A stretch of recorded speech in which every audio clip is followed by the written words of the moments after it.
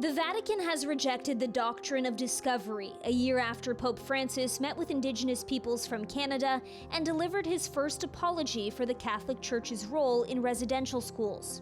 A statement from the Vatican says the papal bulls or decrees did not adequately reflect the equal dignity and rights of Indigenous peoples and have never been considered expressions of the Catholic faith.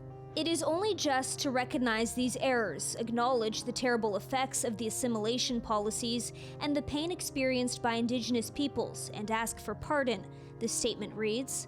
The 15th century doctrine was connected to the idea that lands being colonized were empty, when in fact Indigenous people had long called them home. The Catholic Church was not the only institution who contributed to this doctrine or who benefited from it, but as an institution, the Catholic Church was very important in shaping it. History professor Mary Cowan from the University of Toronto explains how this doctrine is linked to the Vatican. The Catholic Church issued a series of documents which were then used by colonial powers in Europe to justify the taking of lands and the dispossession of Indigenous peoples. One of the most famous documents, for example, is the papal bull Inter Caetera, issued in 1493, that stated lands found by Christopher Columbus, if not already in the possession of a Christian leader, would be granted to the King and Queen of Spain.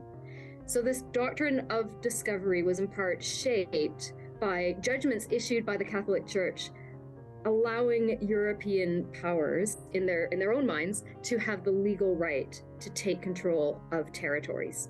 Indigenous groups have been demanding a statement from the Vatican for decades.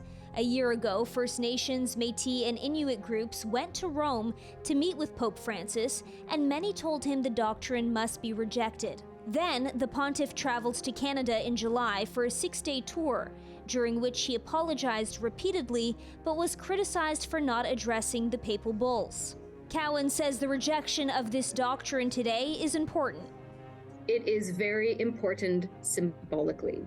This document issued today acknowledges that earlier teachings by the Church were deficient, and it acknowledges that earlier documents issued by the Church were used for political purposes now deemed immoral. The Vatican also says the doctrine had been manipulated for political purposes by colonial powers to justify immoral acts against Indigenous peoples that were carried out at times without opposition from authorities.